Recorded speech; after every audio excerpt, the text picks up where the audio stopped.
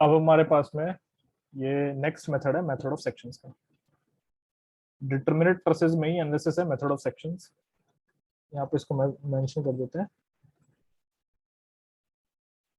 Method of sections. अभी method of sections में क्या है, मैं यहाँ पे क्वेश्चन के थ्रू ही समझा रहा हूँ डायरेक्टली सब चीजें। अब मेथड ऑफ सेक्शंस में उसने हमें बताया है, यहाँ पे एक क्वेश्चन तो ये दिया हुआ है, उसने कहा कि एक्सियल फोर्स निकालना है। और जैसे मैंने शुरू में बताया था कि मेथड ऑफ सेक्शंस को हम तब अप्लाई करते हैं जब हम लोगों को कैसे निकालना होता है, मतलब किसी पर्टिकुलर मेंबर के बारे में ही निकालना होता है।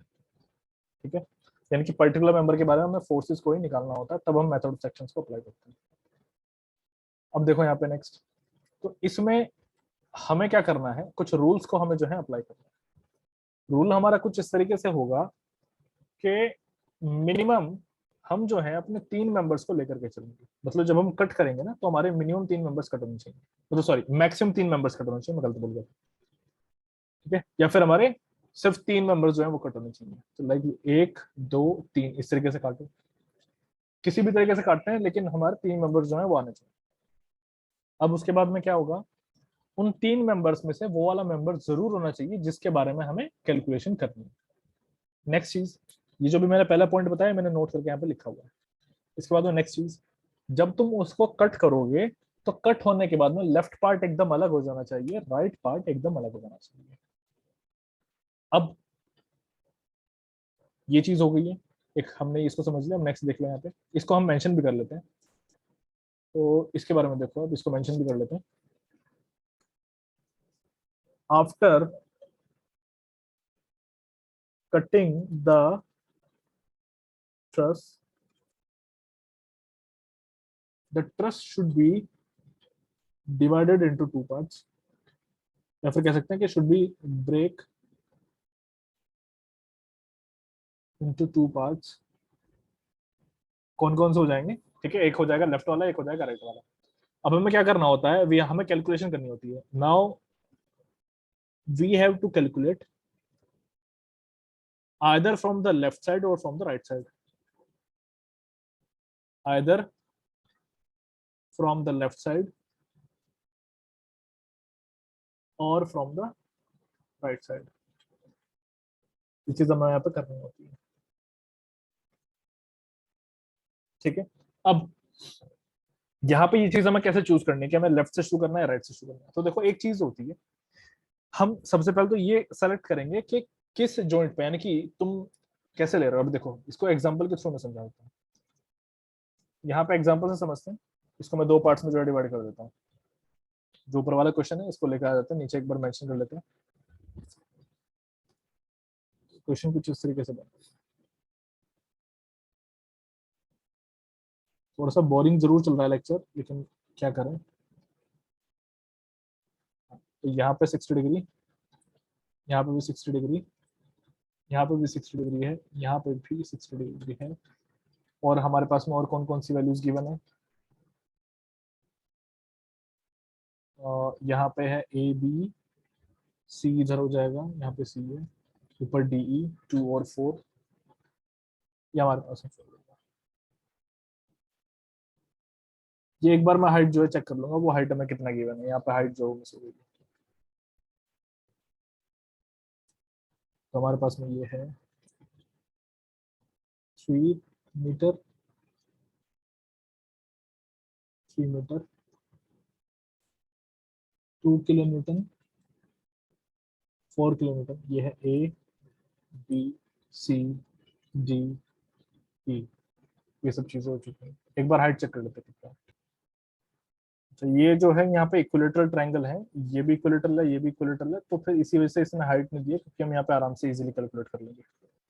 चलो ठीक है, तो अब यहाँ पे इसका कैलकुलेशन हम जो है शुरू करते हैं। तो सबसे पहले क्या होगा, जैसे कि मैंने तुम लोगों को बताया था कि हमें क्या करना है। अब यहाँ पे डी मेंबर के लिए उसने कहा कि डी में जो भी फोर्सेज है वो निकाले। तो डी के लिए जब वो कह रहा है, तो हम क्या करेंगे, ब्रेक करेंगे इसको थ्रू डीई।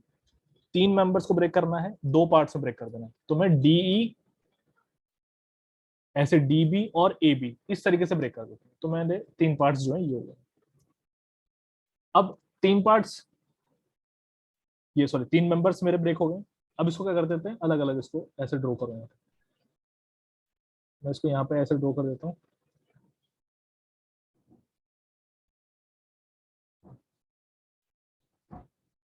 तो ये ब्रेक होने के बाद में कुछ इस तरीके से दिखेगा।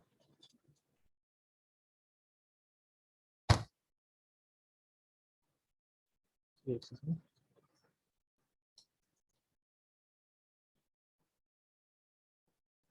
तो इसका जो लेफ्ट पार्ट है वो इस तरीके से दिखाई देगा सभी को। यहाँ पे तुम्हारा डी जॉइंट है, यहाँ पे तुम्हारा ए जॉइंट है, और उसका जो राइट वाला पार्ट है वो कुछ इस तरीके से दिखाई देगा। तो 4 किलोमीटर तुम्हारा ई जॉइंट है, यहाँ पे ये ऐसे जा रहा है नीचे, यहाँ पे ये इस तरीके से है, ये इस तरीके से है, ये ऐसे और ये ऐसे, ये इस तरीके से दिखाई देगा। ये यहाँ पे हो जाएगा हमारा बी, सी और ये ई। हाँ अब देखो, अब हमें क्या करना है, यहाँ पे हमें क्या करना होता है कि हमें जॉइंट को यहाँ पे पहचानना है। जॉइंट को हमें कैसे पहचानना है? जॉइंट के बारे में हमें ये पहचानना है कि जो फोर्सेस हमारे वो क्या हो वहां पे, मिनिमम हो, मिनिमम नंबर ऑफ हमारे अननोन्स हो, ये हमें यहाँ पे पहचानना है। ठीक है, अभी देखो, तो सबसे पहले मैं यहाँ पे क्या करना है, रिएक्शन को कैलकुलेट करना है। Calculate reactions. तो यहाँ पे जो हम रिएक्शंस कैलकुलेट करेंगे, तो तुम देख सकते हो कि आर ए और आर सी, हमारे पास में दो रिएक्शंस यहाँ पे आएंगे। तो R A plus R C मिलकर के हो जाता है 6 किलोमीटर। तो इनके बारे में मैं तुम लोग को पहले ही बता चुका हूँ कि कैलकुलेशन कैसे करनी है, तो मैं यहाँ पे डायरेक्टली आंसर लिख देता हूँ। तो 2.5 किलोमीटर हो जाएगा हमारे पास में आर ए, आर सी हमारे पास में आएगा यहाँ पे 3.5 किलोमीटर। पिछले मेथड ऑफ, अभी जो हमने किया था पिछला मेथड, उसमें हमने सीखा था यहाँ पे कि कैसे इसको करते हैं। अब यहाँ पे देखो नेक्स्ट, अब यहाँ अगर मैं फोर्सेस की बात करूँ तो तुम इस शेप को क्लियरली देख पा रहे हो कि ये किस तरीके से लगा हुआ है। कहने का मतलब कि इसमें तुम देखो यहाँ पे, तो यहाँ पे जो आने वाला फोर्स है वो इस डायरेक्शन में आएगा, जिसको हम कहेंगे क्या, एफ डी ई कहेंगे। ऐसे ही एक फोर्स यहाँ पे इस डायरेक्शन में आएगा, जिसको मैं क्या कहूंगा, एफ डी बी कहूंगा। और एक फोर्स यहाँ पे आएगा जो कि होगा क्या, एफ ए बी, इस डायरेक्शन में आएगा। ठीक है, इस तरीके से कुछ मेरा यहाँ पे फोर्सेस के डायरेक्शन में यहाँ पे मेरा आ रहे होगा। अब अगर मैं यहाँ की बात करूँ तो यहाँ पे देखो कितने फोर्सेस होंगे, ऐसे एक फोर्स आएगा, एक इस डायरेक्शन में फोर्स आएगा, एक इस डायरेक्शन में यहाँ पे फोर्स आएगा। तो यहाँ पे नंबर ऑफ फोर्सेस जो है मैंने बना दिए। ठीक, अभी देखो, अभी नंबर ऑफ फोर्सेस मैं यहाँ पे बना चुका हूँ। तो उसके बाद में क्या है, नेक्स्ट अब क्या किया जाए, यहाँ आ जाओ। तो जब मैं नंबर ऑफ फोर्सेस बना चुका हूँ, अब इसके बाद में हम यहाँ पे अपना नेक्स्ट लेंगे साइन कन्वेंशन।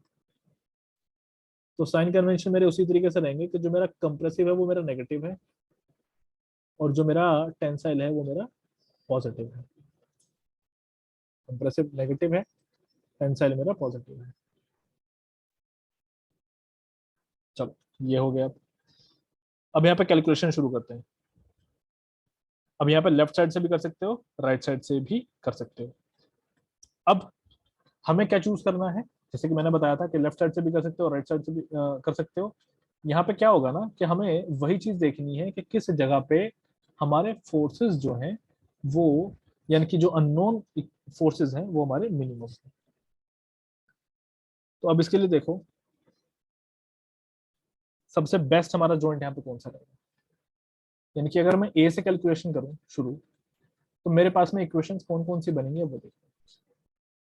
तो मैं जब यहाँ पे ए से कैलकुलेशन करूंगा, यानी कि लेफ्ट साइड से कैलकुलेशन शुरू करूंगा, तो इसकी वजह से आने वाला जो मूवमेंट है वो तो जीरो हो गया। ऐसे ही इसकी वजह से आने वाला मूवमेंट भी जीरो हो गया। क्यों हो गया? बिकॉज इस जॉइंट पे इन्होंने तो कोई ट्रेवल किया ही नहीं ना, इसलिए यहाँ पे जीरो हो जाएगा। अब नेक्स्ट देखो, दो फोर्सेस मेरे पास, एक ये है, एक एफ डी है, एक एफ डी बी है, दोनों अननोन्स है।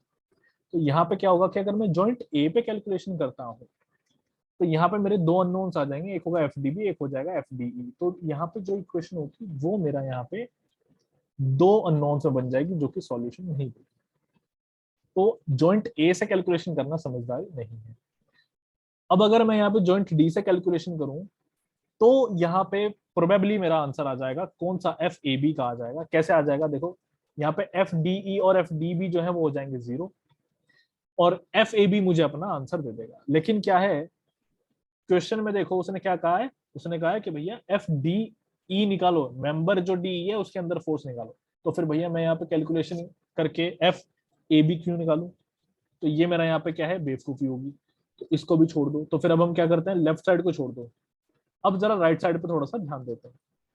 तो राइट साइड पे जब हम ध्यान देंगे, यानी कि जो हमारा जॉइंट बी है उसकी मैं बात कर रहा हूँ, तो यहाँ पे मुझे क्या मिल जाता है, आप देखो जॉइंट बी पे अगर मैं ध्यान दूं, यानी कि राइट साइड पे अगर मैं ध्यान दूं, तो मेरे ये वाला जो फोर्स है, ये वाला और ये वाला, ये दोनों 0 हो जाएंगे। इनकी वजह से सॉरी, मूवमेंट जो होगा वो 0 हो जाएगा, बिकॉज डिस्टेंस यहाँ पे कुछ नहीं। अब यहाँ पे देखो आगे, नेक्स्ट क्या है मेरा, कि ये जो तुम यहाँ पे फोर्स देख पा रहे हो, ये तो है कौन सा, एफ डी ई है ना। मैंने शुरू में बताया था तुम्हें, एफ डी ई या फिर एफ ई डी, बात एक ही, ये तो एफ ई डी है, चलो तो ये तो है, तो एक ही बात है ना, एफ डी ई निकालो या फिर एफ ई डी निकालो, बात तो वही है। तो अब यहाँ पे क्या है, कि मुझे जब इक्वेशन तुम बनाओगे, तो यहाँ पे सिर्फ एफ ई डी एक अननोन आएगा जो मैं आराम से सॉल्व कर लूंगा। तो यानी कि यहाँ पे जो मुझे बेनिफिट मिलेगा वो जॉइंट बी को लेकर के मिलेगा। तो यहाँ पे मैं जॉइंट बी को लेता हूँ, टेक जॉइंट बी। अब यहाँ पे मूवमेंट लो, क्योंकि समेशन एम बी क्या हो जाएगा, 0 हो जाएगा। अब देखो, तो यहाँ पे मैं कैलकुलेशन करता हूँ, यहाँ पे एक परपेंडिकुलर जो है वो डालो इस तरीके से। ये मैंने परपेंडिकुलर क्यों डाला, बिकॉज 4 किलो न्यूटन यहाँ पे लगेगा ना, इस तरीके से लगेगा 4 किलो न्यूटन। तो यहाँ पे मेरा जॉइंट बी है, यहाँ पे इस तरीके से 4 किलो न्यूटन जो है लग रहा है, ये एक मूवमेंट को जो है क्रिएट करेगा। ठीक, तो अब मुझे क्या करना है, एक तो मेरा ये हो जाएगा यहाँ पे, नेक्स्ट मेरा क्या हो जाएगा यहाँ पे, ये मेरा यहाँ पे जॉइंट बी है। नेक्स्ट फिर मेरे यहाँ पे क्या लग रहा है, यहाँ पे हो रहा है मेरा एफ ई डी हो रहा है। और ये जो परपेंडिकुलर डिस्टेंस है, ये वाला कौन सा वाला परपेंडिकुलर डिस्टेंस, ये जो इतना तुम देख पा रहे हो, ये वाला, इसको अब हम यहाँ पे आराम से कैलकुलेट कर लेंगे। कैसे कर लेंगे कैलकुलेट, यहाँ पे ये क्या 60 डिग्री है ना, तो यहाँ पे ये ट्राइंगल ले लो, इन ट्राइंगल, इसको मैं यहाँ पे नाम देता हूँ, चलो ओ, ये जो मेरा परपेंडिकुलर गिर रहा है इसको मैं और नाम देता हूँ। तो ये हो जाता है बी ई ओ, ई ओ को कैलकुलेट करना है। साइन थीटा यहाँ पे हम अप्लाई कर लेते हैं, यानी कि साइन 60 अप्लाई कर लेते हैं। साइन 60 डिग्री क्या होगा, पी अपॉन एच होगा, यानी कि ई ओ अपॉन एच हो जाएगा। अब यहाँ पे तो मुझे एच के बारे में नहीं पता है, एच यानी कि हाइपोटेन्यूज के बारे में भी नहीं पता है, तो एक बार उसको भी देख लेते हैं। तो अब यहाँ पे साइन 60, क्योंकि मुझे परपेंडिकुलर निकालना है, ईओ निकालना है, तो फिर ये फॉर्मूला बैठता है। लेकिन मेरे पास में यहाँ पे हाइपोटेन्यूज की भी वैल्यू नहीं है, बट मेरे पास में बेस की वैल्यू जो की हो जाएगी 1.5। तो अब यहाँ पे क्या किया जाए इसके लिए, यूँ तो हम डायरेक्ट एक फॉर्मूला होता है वो भी अप्लाई कर सकते हैं, बट इतना फॉर्मूला कौन याद रखता है, तो यहाँ पे मैं cos 60 को अप्लाई कर लेता हूँ, ताकि मुझे क्या हो जाए, बी अपॉन एच हो जाए। बी मेरे पास में यहाँ पे 1.5 है और अपॉन में एच, तो मुझे हाइपोटेन्यूज मिल जाएगा जो कि होगा कितना, 1.5 अपॉन cos 60 हो जाएगा। ठीक है, इसको देख लेते हैं ये वैल्यू कितनी आती है, 1.5 डिवाइडेड बाय cos 60, ये हो रहा है हमारे पास में 1 पॉइंट, ये रेडियन में, ये हमारे पास में आ जाएगा 0.75, हाइपोटेन्यूज आ रहा है 0.75। तो अब यहाँ पे ईओ निकाल लो उसी तरीके से, 0.75 इंटू साइन 60, साइन 60 होता है √3/2, इनकी 1.732/2, ये हमारे पास में आता है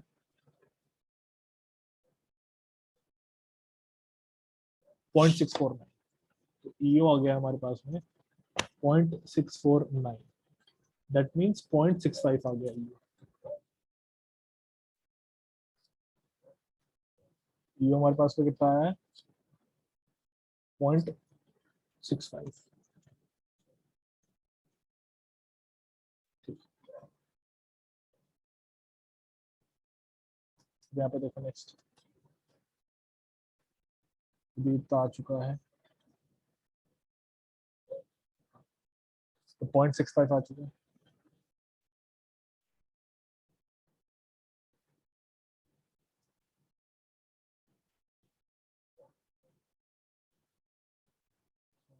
अच्छा एक यहाँ पे छोटा सा जो है मिस्टेक हो गया, ये मैं रिकॉर्डिंग में दोबारा ले रहा हूँ। क्योंकि इक्विलेटरल ट्रायंगल है तो यहाँ पे हाइपोटेन्यूज जो है वो मैंने गलत कैलकुलेट कर दिया। यहाँ पे क्या है कि हाइपोटेन्यूज मेरा 3 आएगा क्योंकि इक्विलेटरल है ना ट्रायंगल। यहाँ पे 3 वैल्यू पुट करो, ईओ कितना आ जाएगा यहाँ पे sin 60 डिग्री इंटू 3 हो जाएगा। sin 60 होता है √3/2 और ये 3 हो जाएगा। तो ये हो जाता है हमारे पास में 1.732 डिवाइडेड बाय 2 इंटू 3, ये आता है 2.5। तो यानी कि ई ओ जो है वो हमारे पास में आ जाएगा 2.6। तो ये यहाँ पे मैं गलती कर लिया। चलो अब ई ओ हमारे पास में आ चुका है। अब हमें यहाँ पे क्या करना है, summation M B equals to 0, movement की इक्वेशन हमें यहाँ पे बनानी है। कहाँ पे बनानी है मूवमेंट की इक्वेशन? बी जॉइंट पे बनानी है, जिसमें हमें क्या कंसिडर करना है, एफ ई डी को कंसिडर करना है। तो अपन मूवमेंट की जो इक्वेशन है वो लिखते हैं। देखो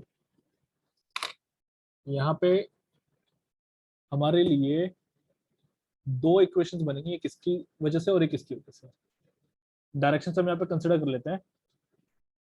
हम डायरेक्शन यहाँ पे क्या लें, डायरेक्शन हम यहाँ पे ले लेते हैं क्लॉकवाइज को पॉजिटिव और एंटी क्लॉकवाइज को नेगेटिव, और एंटी क्लॉकवाइज हो जाएगा यहाँ पे नेगेटिव। अब सॉल्यूशन करो। तो यहाँ पे एफ ई डी हमें कैलकुलेट करना है तो छोड़ दो उसको भी।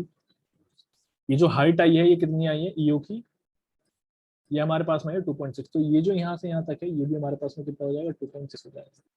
ये जो डिस्टेंस है ये हमारे पास में यहाँ पे 1.5 है। ठीक है, अब दोनों को देखते हैं।